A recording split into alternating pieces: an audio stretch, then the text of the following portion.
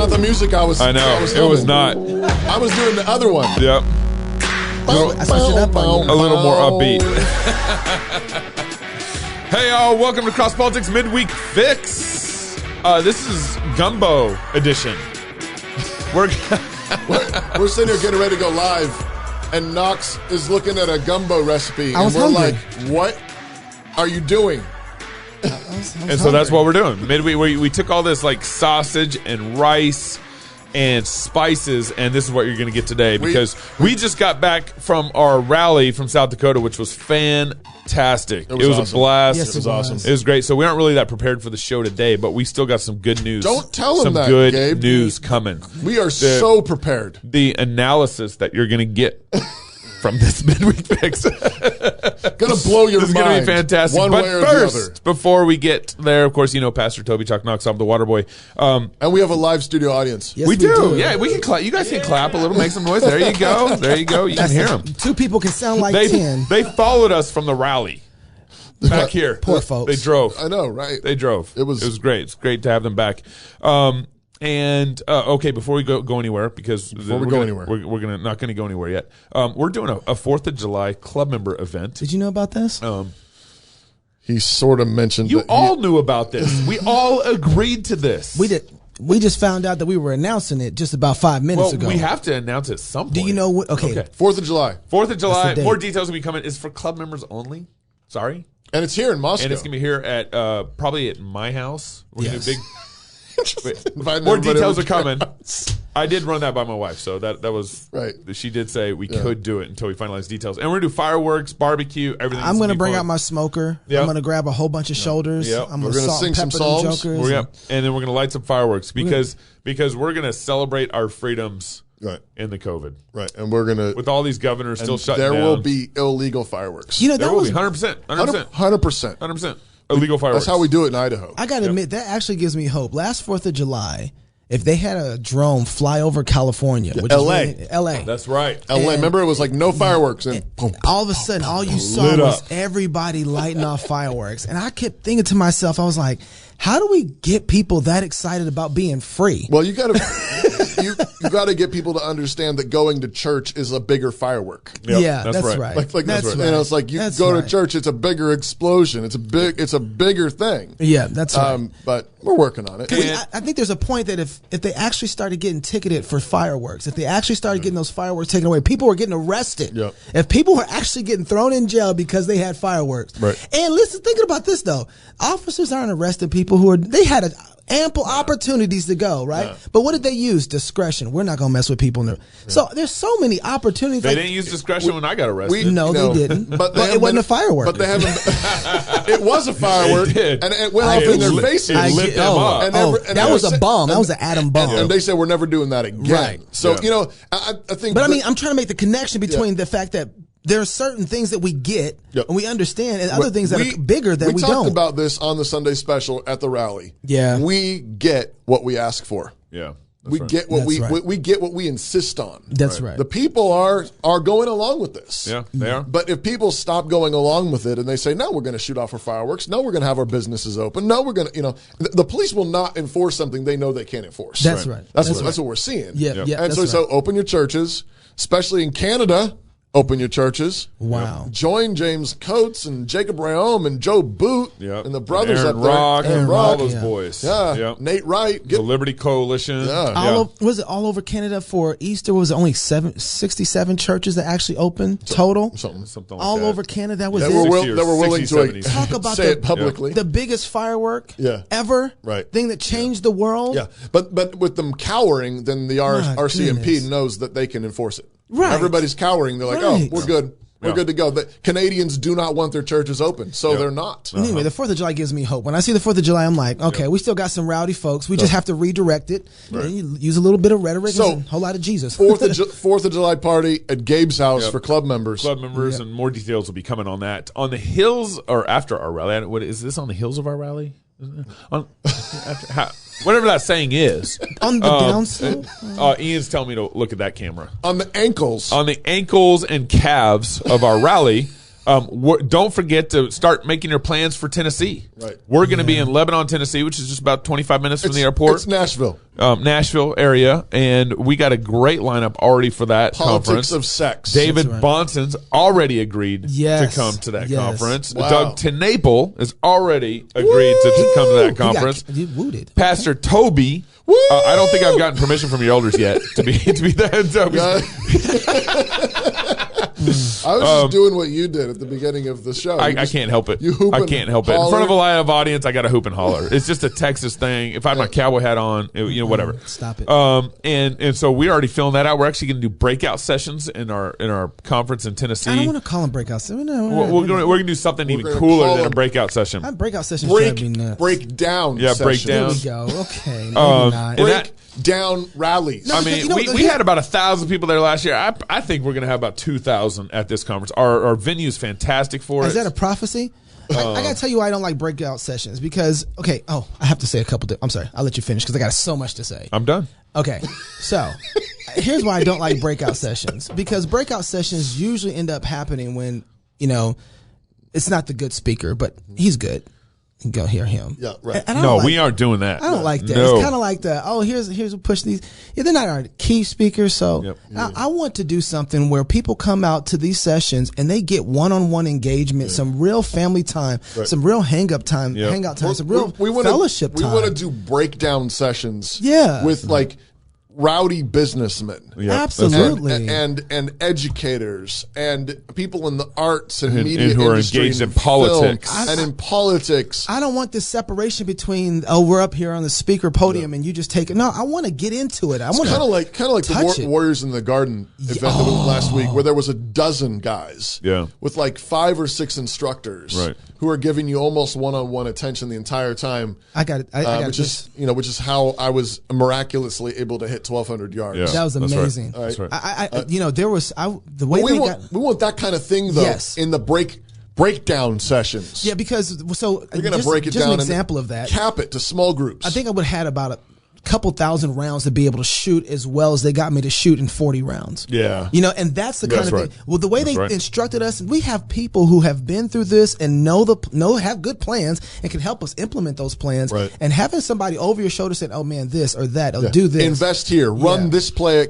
as county commissioner. Right. Run this play as sheriff. Do Yes. this in your arts and in your media. At your home, this is what your In dinner your- table. Yeah. We're talking about doing some stuff that really are the building the foundation of the culture. Lebanon, And- Tennessee, September 9th through the 11th. 11th. And if you're a club member and you can't go to a talk on politics in one of the breakdown sessions, or if you can't go to one of the talks in the media, it'll all be in the portal, and you'll be able to Right, consume exactly. that content and make sure you Whoa, don't miss some I of those gotta talks figure out afterwards. that logistically. That's going to be Also, pretty intense. don't forget to check DeftWire, DEFTWire.com. It's our news aggregator. And don't forget to be praying for James Coates. They just finished up the trial That's for right. James Coates. That's right. And they're expecting a ruling around June 7th. Right. Do you think James Coates is actually going to get a fair trial? I keep thinking about this. Like, You know what? God is in heaven, yeah, and he turns the hearts of kings like streams of water. right. There's so much pressure But on the he judges. doesn't have a problem actually giving them judgment either. Yeah, and no, then one of but- their judgments would be like finding him guilty. Yeah, but I think either way we win, Absolutely. because even if it's an unjust judgment on earth, God sees that and sees that in his people, and then he acts for them and vindicates them. Absolutely. It may not be immediately, but even James Coates being thrown in jail for, was it 37 days or how many days? 35. 35 days. Yep. I mean, that was a win. Right. It was hard. I don't wish that on his family or on his kids at all or on his congregation, but it was a win because it began waking people up. It did. Say, look, what are these insane people doing? Right. I don't know how we think that we serve the God of the living, the God who has defeated death. I don't know how is it that we think, though, that we're not going to go, if God himself came down in flesh and died and resurrected and his own creation wouldn't accept him, what do we think we're going to have to go through as we're proclaiming his That's righteousness? right. That's right. We're going to have to go through some death and resurrection ourselves in the process. So I think we've gotten so cush over here in the West to think that God's kingdom isn't advanced through those processes. That's exactly how the kingdom of God advances. It's the play that he loves to run, is death and Absolutely. resurrection. Absolutely. And so, I mean, you don't just run you remember Nate's talk. You don't just run right into death. Right. No. But you're not afraid of it. No. Right. And if that's obedience, then you're glad to go to it, and you know that God is going to raise you from the dead. Was the Acts 29:5? Actually, in my little mug, I'm defying tyrants. It's like it is better for us to obey God than man. Mm-hmm. And they laid down the gospel right after saying that line, then the verse right after that is, and they sought to kill them. Yep. Yep. If you're proclaiming the gospel in such a way that impacts the culture, then you're going to expect people to want to come after you and destroy you. It's always an opportunity for the gospel. Absolutely. Proclaiming Christ as king, right? How did he get to be king? Well, he came and he lived and he died and he rose again and ascended to the Father's right hand. Right. So he is King of all kings and Lord of all lords. And that's why I'm not going to obey you when you call me to disobey my king. Right. And, that's a great opportunity to testify. And we forget the preface. All authority in heaven and earth has been given to him. Right. You need to obey. Not to Governor Cuomo, who says that... Speaking of death and resurrection. He says the Broadway shows will reopen in September at 100% capacity. Broadway is opening I'm not really sure if that's actually resurrection, Gabe. That's a good sort of point. like the Night of the Living Dead. It's zombies. They're coming back. Yeah. In Broadway, how much life really is there in Broadway? It's dead bones. Well, yeah, I'm not mad if Broadway never comes back. It's pretty gay. Kind of like, yeah, I'm serious. So It's Cuomo, in all his kindness, Right. is Massa. allowing Massa Cuomo is allowing Broadway to open up, and he's acting like this is, I'm being gracious. This is a great thing. I got this letter today. This happened to me today. This is from the White House, and I'm sure a bunch of people got this. I'm not the only one. And is mailed by the IRS. Oh. So it says the White House, Washington, but it came through the IRS postage. Okay. And it says, basically, Joe Biden, President Massa Biden, is reminding me of all the money he gave me this last year. And he says, I'm pleased to inform you that because of the American Rescue Plan, a direct payment of blank was issued to you, of money was issued to you by direct deposit. If you haven't received your payment within 7 days of receiving this letter, please check the status of the payment by visiting the IRS website. We want to make sure you get your bribery. Yep. We want to make sure you got your payoff, your hush money. Yep. So that you don't complain about us taking away all your freedom. I'm going to do a Nancy Pelosi. Bars. Nancy Pelosi. All three of our people. I know two. Ian didn't clap. He would have clapped, but he was cutting. I want to say something about the artists in New York who are allowing Governor Cuomo to control them. Right. I'm really disappointed. And they're slaves. Well, yeah, and here's they're authentic slaves. Artists are considered rebels, right, by default. Yeah. Okay, yeah. Artists are rebels. They push back against it. They find the areas they used to of where you say we can't push, and they would push back. They were the rebellious ones. Here's the thing. I think that's been a lie for a long time. That's true. I don't think they've really been the rebellious ones. Right. They've pushed back against certain allowed things. Yeah. But they've not actually be rebels for a long time. They've been acting like rebels, but they're like, they do the rebellious thing like all their friends. Yeah, everyone approves of. I figured, this was the thing that hit me when all of this came down, and I thought, the University of Idaho, it's artists and college kids, right, are supposed to be the rebels. Right. Young people, cool people. They act out. We're building the culture. Right. They get their tattoos and their piercings and their ripped jeans and all this stuff. And turns out when the man said, "Put a muzzle on your face," I did it. They all did it in lockstep, which tells you what all that stuff was all along. Yeah. It was charade. They were always bowing to what they believed, what they had to submit to. I hope the tats, the piercings, all of it, the pink hair, that was wearing the uniform of their gods. Right. Yeah, that's all it was. It was submission. Me and my wife, there's this Netflix special that's out right now where it's just splicing. Netflix. I'm just joking. We're just splicing all of last year's kind of best comedic stand-up moments into one kind of hour-long episode show, really. Okay. And so they have Kevin Hart, his whatever he did in 2020 best moments kind of thing, and they go through all these comedians, and all it is just their best moments in stand-up, and almost every scene with the stage and with the audience is wearing masks. Yeah. Almost every show they're wearing masks. masks. I think I saw that some of them have double masks on before it was even cool. Yeah, and I'm just like, oh my goodness. You know where what happened to comedy? You know where a big stand-up show happened where there was no masks? At the conference? At the rally. South Dakota. At the rally. You Rapid guys City. missed. John Branyan. Yo. Guys, I cried. Yo. I was like, You were laughing so hard. You were crying so hard. I was like choking and like. There was a. So if you guys don't know what happened in the rally in South Dakota, we ended were at a rally in South Dakota. Did you know that? We ended the rally on Saturday night with dinner, wine, Sabbath drinks feast for the kids, big Sabbath feast for everybody, and comedian John Branyan did about a 45-minute stand up. Speaking of which, he just joined the network. And he joined the network. The Comedians Next Door. You can check out his podcast in the app. Get the app. In the app. You got to get the app. Comedian Next Door. Search Fight Laugh Feast. Download the app. It's and right he there. ended the rally with a stand up, which was he was fantastic. That deserves a fantastic. innovation. Steve Dace texted me the next day and he said his Three Little Pig segment was just brilliant. It was brilliant. It's fantastic. Yeah. There was who took the shot of Knox laughing. You sent me a text. Yep. Is that Chelsea? Uh-huh. That was a great shot of Knox laughing at Branyan. And here's the deal: it was the ugly laugh too. It wasn't like, it's a dignified. No. It was no. That's what I mean by crying. Like I mean, like yeah. when you can't breathe and you're like feel like you might get you're choking a little bit and you're coughing and it was good. Ugly laugh. But so what's happening for me right now is I'm finding guys like John Branyan who I want to support, who I want to lock arms with, because these other people, because those are the real rebels. Those are the real rebels. Those are the real artists. Doug TenNapel, all those guys. I'm finding where the rebels are. That's the real rebels. And anybody else, if you're going to Broadway, those guys don't deserve your money anymore. No. This is punk rock Christianity right now. Yeah. So this is the people who are thinking for themselves, being biblical. That's where real originality is happening, where real creativity is happening, and a lot of Christians are being forced to it because everything else is gay. That's right, and it's run by the overlords, the masters. And that's really gay too. Yeah. Anytime a comedian right now is going to submit in this time to Governor Cuomo, you're not worth listening to anymore. He should be lit up you're not with worth comedy. listening to anymore. Speaking of gay overlords, Oversight Board has upheld Facebook's ban of Trump. I'm sorry, who? That was a great segue. That was really good. I do this for a living. Who? Yeah.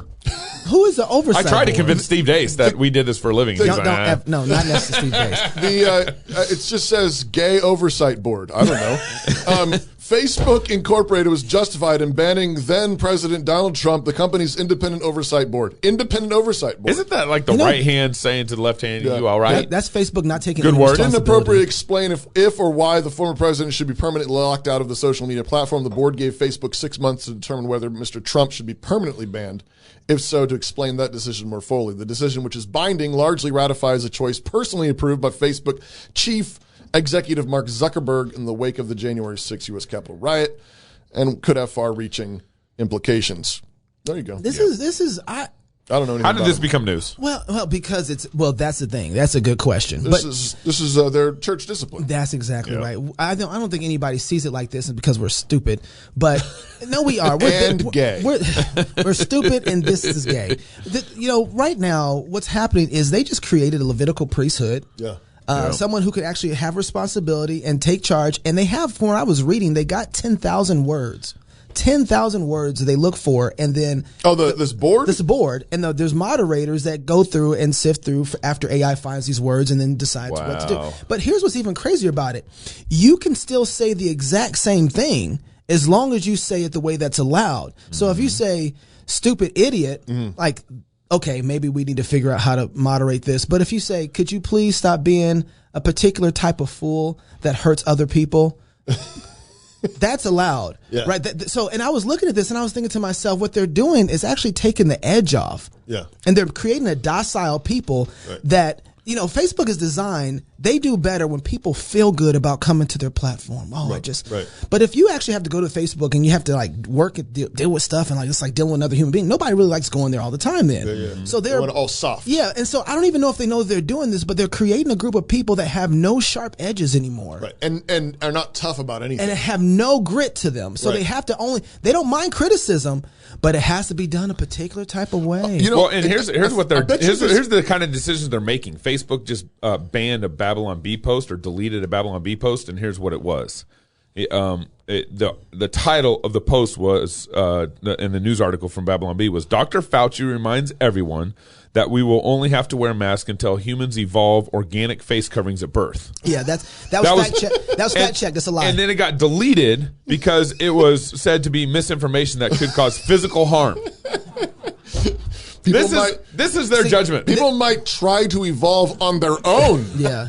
And you know what? It's funny. When humor dies, so does the culture. Yeah, right. Yeah. But of course, if you want to take hormones and evolve into another sex, that's not dangerous. That's perfectly safe. That's not dangerous. You know, I think right now we're having this fight over theonomy. Yeah. But the world's not having this fight over theonomy. Yeah, right. You know, I think this independent board might be the Gospel Coalition board.